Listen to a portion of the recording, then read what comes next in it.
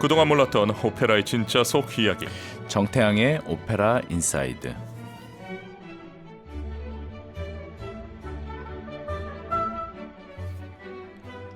알면 할수록 더 매력있는 오페라의 세계로 안내해 주시는 분이죠. 오페라 코치이자 피아니스트인 정태양 선생님, 안녕하십니까? 네, 여러분 안녕하세요. 피아니스트 정태양입니다. 이 무더운 여름에 어떻게 지내십니까? 저는 이번 여름에 사실 프랑스 음악에 조금 이렇게 심취를 하고 있었어요. 그래서 최근에 지난 토요일 날 우리 지난주 출연자였던 테너 이기업 씨와 함께 프랑스 6인조 작곡가들 뿔랑을 비롯한 그 6명의 가곡을 연주를 했습니다. 어떻게 연주는 마음에 드셨습니까? 너무 어려웠는데요. 제가 이렇게 공개적으로 이야기하진 않지만 거의 모든 곡이 한국 초연이었을 거고, 그렇다고 해서 처음 한다는 거에 의미를 저는 두지는 않거든요. 근데 그런 만큼 저에게도 낯설고 또 작곡가 이름조차 처음 들어보는 분들이 있었어요. 음악사 시간에 공부만 했던. 그래서 특별한 경험이 되었습니다. 그 선생님, 궁금한 게 있습니다. 네. 그 공연을 할 때 네. 이렇게 관객들이 잘 아는 곡을 할 때와 네. 관객들이 전혀 모르는 곡 할 때 공기가 다르잖아요. 다르죠. 이번엔 어땠습니까? 많은 분들이 좀 모르는 느낌이었죠. 이게 두 개가 공존하는데요. 처음에 이제 두 세트를 딱 연주하고 나왔는데 네. 와, 관객들이 아직 얼어붙어 계시는 느낌이 있는 거예요. 왜냐하면 가사는 되게 재치 있고 재미있는 느낌이었는데 도대체 이게 무슨 음악인가 하는 낯섦이 느껴져서, 그럴 때는 이제 연주자로서 아이스 브레이킹을 해서 관객들이 그것을 더욱더 느낄 수 있게끔 제가 그냥 더 몰입하는 수밖에 없다, 뭐 그런 생각을 했습니다. 그렇군요. 자, 2017년 BBC 뮤직 매거진에서 172명의 오페라 가수들을 대상으로 설문조사를 했습니다. 그중에 최고의 오페라로 꼽는 작품은 뭐였을까요? 이렇게 질문을 했는데, 와, 오늘 만나볼 피가로의 결혼이었습니다. 그렇군요. 그렇다면 우리 정기영 교수님은 제가 똑같은 질문을 드리고 싶은데 같은 대답을 주셨을까요? 성악가로서 최고로 꼽는 오페라는 어떤 것이 있으세요? 저 피가로 결혼 너무너무 사랑하고요. 네. 그리고 희노애락이 다 담겨 있어서 굉장히 중요한 오페라로 생각하는데, 저는 요즘 시대에는 네. 빨리아치나 오. 까바레 루스티카나나 오. 돈조반니나 예. 저는 그런 작품들이 솔직히는 더 부각이 돼야 오페라의 세계로 오페라를 모르시는 분들이 지금 오지 않을까. 조금 더 요즘 세대의 그 스펙타클함을 느낄 수 있는. 왜냐하면 요즘 뮤지컬이 우리 클래식 작곡가 작품이 많이 나오잖아요. 네. 저 그거 네. 보면서 좀 많은 생각을 하거든요. 그렇죠. 예, 그럴수록 우리가 좀 발맞춰갈 필요가 있다. 그래서 지금 우리 선생님께서 주신 질문에는 저는 피가로 결혼을 너무 사랑하지만 네. 그런 부분도 염두에 두고 있다. 그렇군요. 네. 자, 왜 피가로의 결혼이 이 데이터에서 1위를 차지했을까요?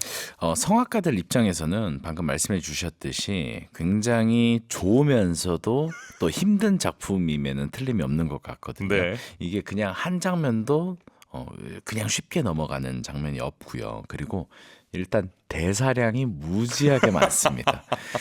저희가 사실 노래들을 들려드리고 있잖아요. 지난 시간에도 뭐 굉장히 아름다운 것들 들려드렸는데, 이게 노래 말고도 특히 모차르트 오페라에서는 이 이탈리아어 대사를 음정을 입혀서 읽는 레시타티보라는 것이 있습니다.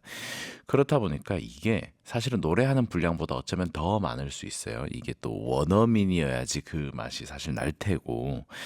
그런데 그런 힘듦이 있음에도 불구하고 사실 숨겨져 있는 아리아나 듀엣들이 너무 좋은 곡들이 많은 거죠. 그리고 이 오페라가 사실은 긴 대본을 축약하는 거잖아요. 원작을 축약하는 예술이라고 할 수 있는데, 이 피가로는 원작도 충실하게 살려낸 긴 예술에 속하는 거죠. 그렇다 보니까 많은 음악가들이 매력을 느끼는 것 같습니다. 네, 알겠습니다. 지난 시간에도 잠깐 언급했는데요. 이 오페라는 피에로 보마르쉐의 희곡을 원작으로 하고 있지 않습니까? 보마르쉐, 이 작가, 참 역사적으로 우리 클래식 음악사 역사의 중요한 작가 아니겠습니까? 네, 맞습니다. 문학사에서도 굉장히 한 획을 그은 분인데 사업가 기질이 굉장히 있었다고 해요. 그래요? 네, 그러면서 외모가 일단 출중했다고 해요. 그러면서 음악가이기도 했고 또 루이 15세 궁정에서 공주들에게 음악을 가르쳤다고 합니다.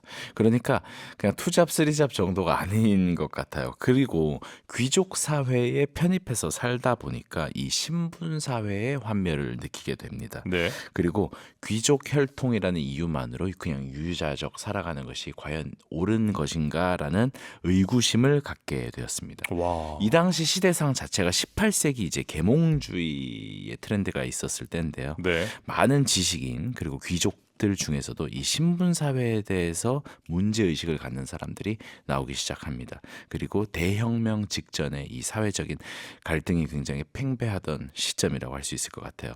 그때 이 보마르쉐가 글을 쓰기 시작하거든요. 1775년에 초연했던 이 세비야의 이발사가 굉장히 센세이션을 일으켰고 그 귀족을 비판했던 내용이 이제 피가로의 결혼에 와서는 더욱더 성공을 하게 됩니다. 그러니까 이 당시에 프랑스 혁명의 기운이 팽배하던 이 시절에 이런 작품이 나와주니까 민중들에게 어떤 열렬한 환호를 받은 것 같아요. 아, 이 모차르트도 어떻게 보면 시대를 앞서간 인물이었는데 지금 이야기를 들으니까 이 보마르시에 작가도 그런 마인드로 세대를 이끌었던 사람 중 한 명이군요. 맞아요. 저는 이 보마르쉐와 모차르트를 보면서 당시에 예술가라면 이런 생각을 했던 사람들이 많을 것 같거든요. 그런데 유독 이들의 작품이 지금까지도 공연되고 사랑받는 것을 보면 이들의 재능이 얼마나 뛰어난가에 대해서 다시 한번 생각하게 됩니다. 네. 지난 시간에 피가로의 결혼 2막까지 살펴봤습니다. 줄거리 짧게 정리하고 3막으로 들어가 볼까요? 네, 알마비바 백작의 하인 피가로와 하녀 수잔나는 결혼을 앞두고 신혼방을 꾸미고 있습니다. 그런데 이 백작은 이미 폐지했던 초약권을 다시 이용해서 수잔나를 한번 유혹해 보려고 합니다. 이를 눈치챈 피가로가 수잔나를 지키기 위한 계획을 세웁니다. 백작 부인은 이렇게 변해버린 자신의 남편 이 백작을 바라보며 슬퍼하고 있는데요. 수잔나와 함께 백작을 골탕 먹일 계획을 세웁니다. 바로 이 집에 시동으로 와 있던 케루비노를 수잔나로 변장시켜서 백작을 속이려고 하는데요. 예상치 못한 상황이 생겨서 상황이 꼬여갑니다. 백작은 아내를 의심하고 방 안을 확인하려 하는데요. 기지와 재치로 위기를 넘기면서 오해는 더욱 커지고 사건은 한층 복잡하게 전개가 됩니다. 네. 이제 3막으로 가볼까요? 백작은 하인 피가로와 수잔나의 결혼을 방해하려고 하는 거 아닙니까? 네, 마침 둘을 갈라놓을 좋은 정보를 하나 얻게 되는데요. 뭐죠? 이 피가로가 마르첼리나라는 나이 많은 하녀에게 큰 돈을 빌렸고요. 그 돈을 갚지 못하면 마르첼리나와 결혼을 한다고 약속을 했다는 거예요. 그러니까 지금 피가로가 하나 책 잡힌 게 있는 상황인 거죠. 그리고 백작은 이 피가로의 혼인 빙자 사기 사건으로 이 트집을 잡아서 결혼을 무효화하려고 하거든요. 그리고 아내인 백작 부인과 수잔나가 자신을 속이고 있다는 것을 슬슬 눈치채기 시작합니다. 눈치가 빠른 건가요? 왜 그렇게 생각했을까요? 이 백작이 그래도 눈치가 없지 않을 거 아니에요. 이 백작이 무대에서 퇴장하려던 그 찰나에 수잔나가 피가로에게 하는 소리를 듣게 됩니다. 우리는 변호사 없이도 이 소송에서 이기는 거야 라고 했는데요. 이때 백작은 분노와 질투에 휩싸여서 혼잣말을 합니다. 아니 이겼다니? 무슨 소리를 하는 거지? 라면서 모든 계획이 들통났다고 생각한 이 백작은 분노와 질투 그리고 흔들리는 자존심을 감추지 못합니다. 이때 나오는 이제 대목이요. 백작이 이겼다고? 지금 그게 무슨 말이지? 하면서 뭔가 그 감정적인 독백을 하게 되는데 바로 레치타티보라는 오페라 속의 음악적 장치를 사용하게 됩니다. 이 레치타티보는 아까 전에 제가 설명드렸듯이 이 말을 음정을 입혀서 대사를 하도록 만든 이제 작곡가들의 방법이고요. 그리고 나서 본격적으로 자신의 감정과 상태를 노래하는 아리아가 나오게 됩니다. 그래서 벌써 네가 이긴 줄 아느냐 이야기하면서 내가 한번 두고 보겠다라고 말합니다. 백작은 이렇게 혼자 전전긍긍 하는데요. 얘네들 무슨 꿍꿍이가 있는 것 같은데 내가 탄식하는 동안에 하인들은 행복해하고 있겠지. 그래도 나는 복수를 하겠다. 하인들이 나를 능멸하고 있으니까라고 이야기하게 됩니다. 네, 그렇게 백작은 전의를 다지고 퇴장하게 되는데요. 그때 나오는 레치타티보와 아리아, 여러분 먼저 듣고 와서 이야기 나누도록 하겠습니다. 모차르트 오페라 피가로의 결혼 3막중 아이자빈 달라카우사, 벌써 다 이긴 셈인가, 바리톤 사이먼 킬리사이드, 레네 야콥스가 지휘하는 콘체르토 쾰른 연주로 만나보시죠. 모차르트 오페라 피가로의 결혼 3막중 아이자빈 달라카우사, 벌써 다 이긴 셈인가, 바리톤 사이먼 킬리사이드, 레네 야콥스가 지휘하는 콘체르토 쾰른 연주로 감상하셨습니다. 5690님, 피가로의 결혼 지난주에 이어 들을 수 있다니 신남에 귀 기울이고 있어요. 태양님의 맛깔나는 오페라 이야기라고 보내주셨습니다. 에스터 1585님, 욕심쟁이 백작, 음악 강렬하다 보내주셨고요. 옹인유키님, 아내를 의심하는 건 셰익스피어의 오셀로나 마찬가지네요 보내주셨습니다. 그렇군요. 뭔가 좀 겹치는 게 있네요. 그러게요. 그 영원한 소재인가 봐요. 자, 피가로의 결혼은 귀족과 하인 간의 신분 질서를 풍자한 작품입니다.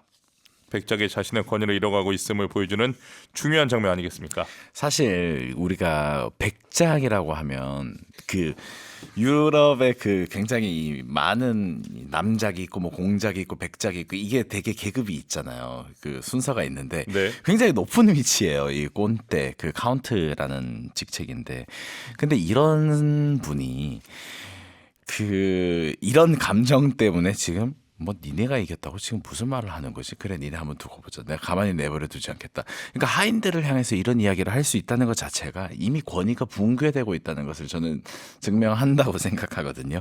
그래서 이 노래를 부르는 백작이 마냥 멋있게만 보이지는 않는 거예요. 본인은 화를 내고 있는데 전체 극을 보고 있는 이제 청중의 입장에서 볼 때는 좀 못났다 이런 느낌을 들게 하는 것 같습니다. 그런 만큼 오페라의 극적 전환점 역할을 하는 것 같거든요. 특히 당시에 이제 유럽 사회에서는 귀족의 특권을 비판하는 내용 자체가 파격적인 일이잖아요. 이런 사회적 풍자가 나중에 이 프랑스 혁명으로 이어지는 시대 분위기를 반영한다는 평가를 받고 있습니다. 네, 오페라 인사이드 오늘은 모차르트 피가로의 결혼을 만나보고 있습니다. 오페라 코치 피아니스트 정태환과 함께하고 있습니다. 자, 다시 오페라 속으로 들어가 볼까요? 피가로는 혼인을 빙자한 사기 사건에 휘말려 있다고 하셨죠? 네, 이 피가로가 돈을 빌려준 나이 많은 하녀 마르첼리나와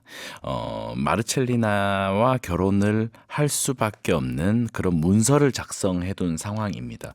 이 피가로가 왜 그 젊은 나이에 돈이 그렇게 필요했는지 잘 모르겠어요. 근데 갚지를 못하고 있는 거죠.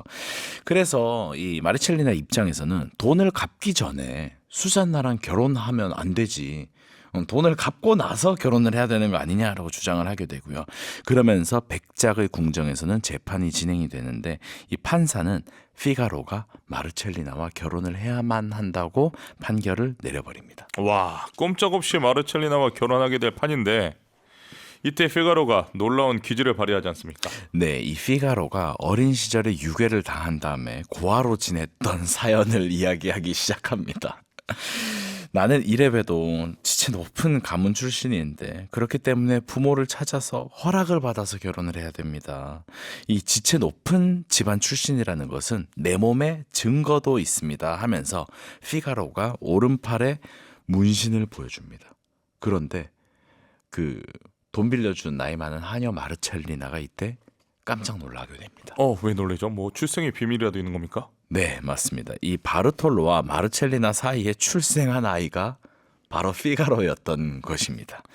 그러니까 바르톨로와 마르첼리나가 지금까지 굉장히 이 수잔나와 피가로의 결혼을 계속 방해했었는데 졸지에 부모가 된 상황이에요. 그러면서 이 장면도 많은 관객들이 웃으시는 포인트인데요. 눈물의 가족 상봉이 벌어지게 됩니다. 그때 와. 등장한 수잔나는 얼마나 당황스럽겠어요. 갑자기 이제 시부모님이 생긴 상황이잖아요. 네. 이 마르첼리나와 피가로가 부둥켜 안으면서 울고 있는 모습을 보고 수잔나는 더욱더 당황하게 되고요. 그런데 금방 모든 오해가 풀리고 이렇게 된 마당에 이 두 커플의 합동 결혼식이 열리게 됩니다. 그야말로 롤러코스터 같은 이 진행인데요. 이렇게 상황이 마무리가 되고 다음 장면에선 홀로 외로워 보이는 백작 부인이 나오죠. 네, 사실 이렇게 혼돈 속에서 이 백작 부인의 역할은 끝까지 사실 품위를 지키는 그런 분위기를 보여주거든요. 산막에 나오는 백작 부인의 대표적인 아리아입니다. 남편이 수잔나에게 한눈을 팔고 있는 이 상황이 가슴 아프고요. 그리고 혼자 남은 이 백작 부인이 지나간 행복했던 시절을 떠올리면서 조용히 자신의 마음을 노래합니다. 우리의 행복했던 날들은 모두 어디로 사라졌을까요? 배신의 아픔을 넘어서 다시 사랑을 믿고 희망을 품으려는 한 사람의 품격과 용기를 담아낸 아주 명아리아라고 할 수 있겠습니다. 바로 들어보겠습니다. 모차르트 오페라 피가로의 결혼 3막 중 에스안나 non vien, dove sono? 그런데 수잔나는 오지 않는군. 좋았던 시절은 어디 갔나? 소프라노 베로니크 장 르네 야콥스가 지휘하는 콘체르토 쾰른 연주로 들려드립니다. 모차르트 오페라 피가로의 결혼 3막 중 에스안나 non vien, dove sono? 그런데 수잔나는 오지 않는군. 좋았던 시절은 어디 갔나? 소프라노 베로니크 장 르네 야콥스가 지휘하는 콘체르토 쾰른 연주로 감상하셨습니다. 황지혜님, 배신감을 이렇게 우아하게 노래하다니. 그 모차르트의 의도를 황제님께서 가장 정확하게 짚으신 것 같아요. 또 황제님의 메시지를 읽으니까 모차르트가 얼마나 또 천재인지 다시 한번 새삼 느끼게 됩니다. 네, 저도 이 아리아 그런데 저는 그 소프라노 아리아 중에서 가장 어렵다고 생각해요. 이유가 뭐죠? 이 세련된 표현과 이 안정적인 소리와 그러면서도 뭔가 단순한 선율 속에 담겨야 되는 이 마음과 그래서 이 노래 진짜 잘 부르는 게 힘든 것 같다는 생각이 들어요. 그렇군요. 이 노래 잘 부르고 싶은 분은 소프라노 분은 태영생께 레슨 받으시기 바랍니다. 고민을 많이 하셔서 많이 알려주실 것 같습니다. 자, 더베소노 이 선율 드라마에서도 가끔 배경음악으로 나올 때도 있고 네. 여러 이제 매체에서 나올 때가 있는데 익숙하게 들린다고 생각하는 분들 꽤 있으실 것 같습니다. 네, 사실은 모차르트가 1779년에 작곡한 대관식 미사 중에서요. 아뉴스 데이의 선율과 그 정서를 바탕으로 새롭게 발전시킨 작품이라고 하는 것이 음악계의 일반적인 견해입니다. 이 작곡가들은 자신이 특별히 아끼는 선율들을 새로운 작품에서 다시 발전시키는 일이 사실 이 당시에만 해도 흔했거든요. 네. 완전히 똑같이 복제를 하기도 하고 조금 변형을 하기도 합니다. 바흐나 핸델 그리고 하이든도 이런 방식을 사용했고 모차르트 또한 예외는 아니었거든요. 그런데 단순한 복사는 아니었습니다. 이 대관식 미사에서의 그 선율은 신에게 자비를 구하는 경건한 기도였고요. 이 피가로의 결혼 도베소노에서는 남편의 사랑을 잃은 백작 부인의 그리움과 희망을 표현하죠. 그러니까 비슷한 선율에 전혀 다른 의미를 부여했습니다. 와, 이 아뉴스 데이에서 파생됐다고 하니까 대단합니다. 그러니까 두 가지의 네. 정서를 이렇게 대입할 수 있다는 것이 또 창작의 어떤 창의성이 아닐까 생각해요. 요즘 우리 시대에도 좀 이런 일들이 좀 있었으면 좋겠습니다. 뭔가 이 같은 멜로디를 가지고 네, 여러 가지 바리에이션이 돼야 네. 우리 클래식으로 유입되는 경로도 많아질 것 같아요. 또 재밌는 시도들이 많이 예. 나왔으면 좋겠습니다. 오페라 인사이드 오늘 오페라 코치 정태환과 함께 모차르트의 피가로의 결혼을 만나고 있는데요. 나누고 싶은 이야기 있으시면 문자 샵 1045로 보내주세요. 짧은 문자 50원, 긴 문자는 100원의 정보 용료가 부과됩니다. EBS 라디오프의 반디로는 무료로 참여하실 수 있습니다. 자, 이제 사막으로 넘어가 볼까요? 정원에서 수잔나의 사촌인 바르바리나가 뭔가를 찾고 있습니다. 네, 백작이 바르바리나를 통해서 수잔나에게 전해주려고 했던 핀이 있습니다. 그런데 그 핀을 바닥에 떨어뜨려서 찾고 있거든요. 사실 그 핀은 수잔나가 백작을 유혹하기 위해서 쓴 편지 안에 넣어두었던 핀이죠. 그러니까 백작을 골탕 먹이려는 그 작전의 굉장히 키가 되는 이 핀인 거예요. 답장의 의미로 다 읽으면 핀은 돌려주십시오라고 썼는데 물론 그 편지는 백작 부인이 수잔나가 쓴 것처럼 보낸 편지인 거죠. 그런데 그때 피가로와 마르첼리나가 등장합니다. 수잔나가 백작에게 편지를 썼고 핀을 돌려받게 된 사실까지 모두 다 알게 됩니다. 그러면서 세상에 믿을 여자가 없다고 또 이제 피가로가 분노하고 있는 거죠. 네, 여기 피가로가 분노하는 바로 이 장면. 보마르시의 희곡에선 굉장히 중요한 장면 아닙니까? 네, 바로 피가로의 결혼이라는 작품을 함축한 장면이라고 볼 수 있는데요. 여인이란 믿을 수 없다. 다 가진 귀족이 어떻게 하인의 여자를 탐내냐. 당신은 태어나 보니 귀족이지만 나는 고아로 태어나 산전수전 다 겪었다. 풍자와 비평 글을 써서 검열도 많이 받았다. 비판 못한다면 뒤에 나오는 칭찬은 아무것도 아니다. 이런 내용들로 가득한 장면입니다. 아니 이게 왠지 보마르쉐가 피가로의 입을 빌려서 본인이 하고 싶은 이야기 하는 거 아닙니까? 네, 그래서 지금도 존재하는 프랑스 일간지 여러분 알고 계실 겁니다. 르피가로라는 그 매체가 있잖아요. 네. 1826년에 창간한 신문의 이름이거든요. 그런데 이 신문이 비판의 자유가 없다면 아첨꾼 노릇도 재미가 없다라는 모토로 생긴 언론사라고 합니다. 바로 이 피가로에서 유래한 이름입니다. 와. 물론 오페라에서는 내용이 너무 길기도 하고 검열을 통과하지 못할 것이 뻔해서 심플한 아리아로 바꿔버립니다. 아 그렇군요. 그나저나 이거 상황이 점점 꼬입니다. 수잔나와 백작 부인이 백작을 골탕 먹이려 하는 계획을 피가로에게 미리 알려줬으면 좋았을 텐데 하는 생각도 드는데요. 어쨌든 피가로가 분노하는 걸 아는지 모르는지 수잔나와 백작 부인은 옷을 바꿔 입고 밤의 정원에 등장합니다. 네, 이 두 여인이 지금 백작만 속이는 게 아니라 뭐 의도치 않게 피가로도 속이게 된 거잖아요. 그러니까 이게 사실은 보마르쉐와 모차르트가 생각했던 이 균형의 가장 중요한 점인 것 같거든요. 그러니까 다짜고짜 백작만 비판하는 게 아니라요. 이 피가로도 속여짐으로 인하여서 그러니까 계급이 그게 중요하지 않다는 것을 저는 드러낸다고 생각해요. 그러니까 계급과 상관없이 이 인류의 그 사랑과 그 어떤 정서에 대해서 이야기하고 있는 작품이라는 생각이 더욱더 들더라고요. 이 수잔나가 약속 장소인 정원에 먼저 도착해서 노래를 부릅니다. 겉으로는 백작을 기다리는 여인의 노래처럼 들리지만 네. 실제로는 숨어서 지켜보는 약혼자 피가로가 듣고 있다는 걸 알고 일부러 더 달콤하게 노래를 부릅니다. 하지만 피가로는 수잔나의 그 작전의 의도를 알지 못하잖아요. 그래서 질투에 빠지게 되고요. 이게 마지막 사막의 익살스러운 소동으로 이어지게 됩니다. 수잔나의 아리아가 나오는 부분은 여러 인물들의 그 오해와 계획이 막 섞이는 가운데서 왠지 잠시 숨을 고르게 되는 장면이라고 할 수 있겠습니다. 그렇군요. 이 오페라 피가로의 결혼에서 가장 영리한 캐릭터는 피가로가 아니라 수잔나가 아닐까 싶기도 합니다. 네, 신부는 하녀지만 가장 재치 있고 지혜롭고 이 모든 상황을 만들어내고 또 해결하는 인물인데요.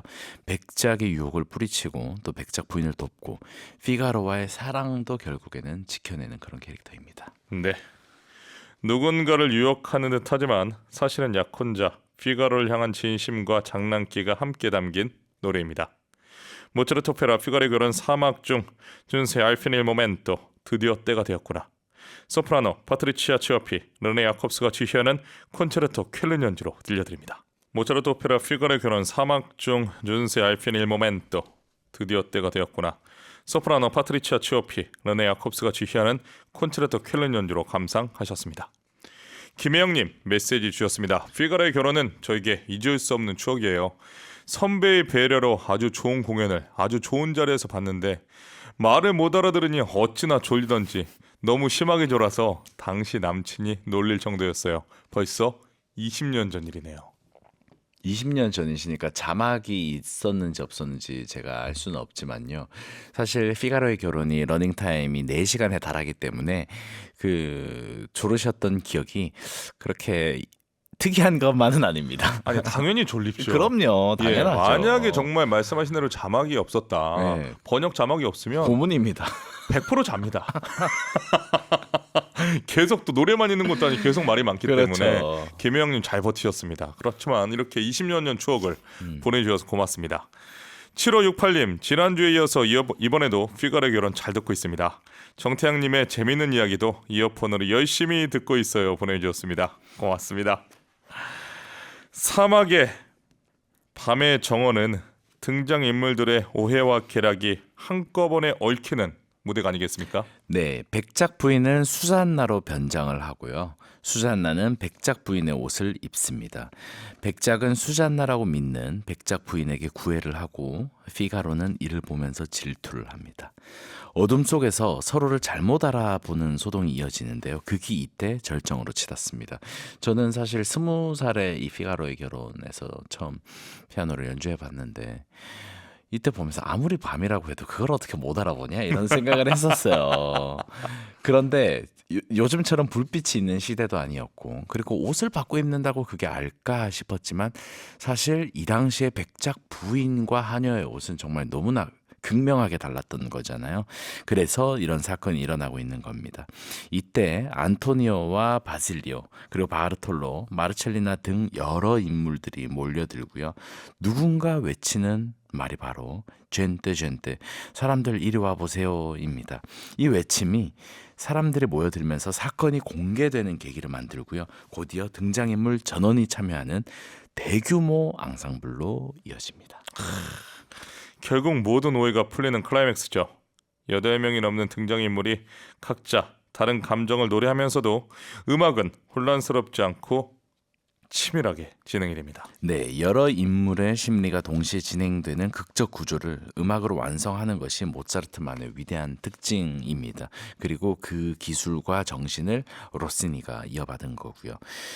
그러니까 이 장면은 단순한 피날레가 아니라 인간의 갈등을 웃음과 사랑으로 승화시킨 아름다운 결말이라고 생각하고 이 모차르트가 정말 이 모든 것인 것 같아요. 정말 이 피가로 결혼 사막 피날레는 아름다움과 그 유머가 다 들어가 있는 정말 인간이 할 수 있는 최고의 드라마가 아닌가라는 생각을 감히 이제 그냥 제가 해보는데요.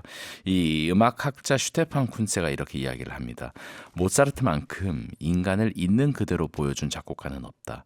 그의 인물들은 완벽하지도 않고 절대적으로 약하지도 않으며 사랑하고 질투하고 실수하며 결국 용서한다. 그래서 피가로의 결혼에는 완전한 악인이 존재하지 않는다. 바람을 피우려는 백작도 결국 용서를 구하고 피가로 역시 수잔나를 의심하며 수잔나는 상처받고 백작 부인은 남편을 용서합니다. 이 모차르트는 누구도 영웅이나 악당으로 만들지 않고 인간으로 그리고 있다라고 이야기했습니다. 결국 용서한다. 참 울림 있습니다. 들려드리고 싶은 아리아가 넘치고 넘쳐서 시간이 더 빠르게 갔던 것 같습니다. 2주간 피가로의 결혼을 함께 했는데 끝으로 하고 싶은 이야기가 있으실 것 같은데요. 네, 슈테판 콘세가 이야기했던 것처럼 이 모차르트의 이 희극들에서 악인의 역할을 맡고 있는 이 배역들을요, 모차르트는 그냥 악인으로 마무리하게 두지를 않는 것 같습니다. 의미를 부여해서 특히 이 피가로의 결혼에서는 이 백작이 갑자기 그 모든 사건의 전말을 알고 난 후에 백작 부인에게 무릎을 꿇으면서 내가 미안합니다라고 그냥 갑자기 사과를 해버리거든요.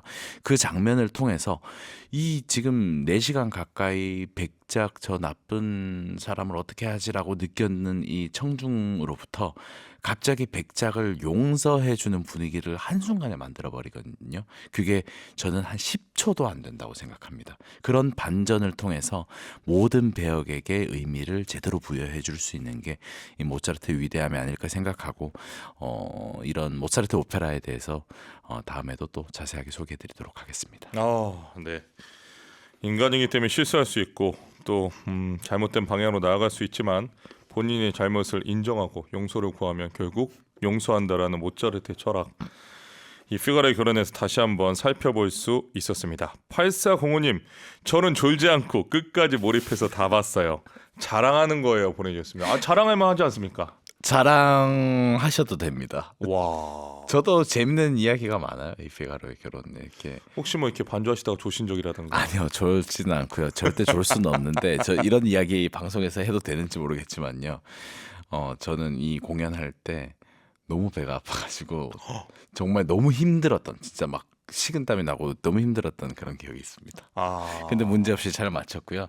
그리고 아쉽지만 쇼생크 탈출이라는 영화 여러분 아시잖아요. 그럼요. 이중창. 저도 이 영화가 나왔을 당시에는 당연히 보지 못했고 최근에 이제 저기 스트리밍에서 봤는데 유명한 이중창이 하나 있습니다. 바로 백작 부인과 수잔나가 부르는 술라아리아 뭐 산들바람의 노래라고도 부르는 이중창이 있는데요. 여러분 꼭 찾아서 들어보시기를 부탁드립니다. 이 노래도 어떻게 보면은 그냥 아름답다고만 볼 수 없는 내용적으로 봤을 때 그렇죠. 그런데 그 영화 안에서는 그야말로 아름다움의 극치 아닙니까? 그렇죠. 인간성에 대해서 노래하는 그런 노래가 되었죠. 조만간 정클클에서 선곡해서 들려드리도록 하겠습니다. 자, 좀 전에 또 소개해주신 피가로 결혼 피날레 곡은 잠시 후에 들려드릴 텐데요. 오늘도 정태훈님 함께해 주셔서 감사합니다. 다음 주엔 어떤 오페라로 들어가게 될지 기대가 되는데요. 네, 여러분 기대 많이 해주시고요. 더운 날씨에도 건강하시기를 바라겠습니다. 한 주 동안 건강하시고 다음 주에 뵙겠습니다. 감사합니다.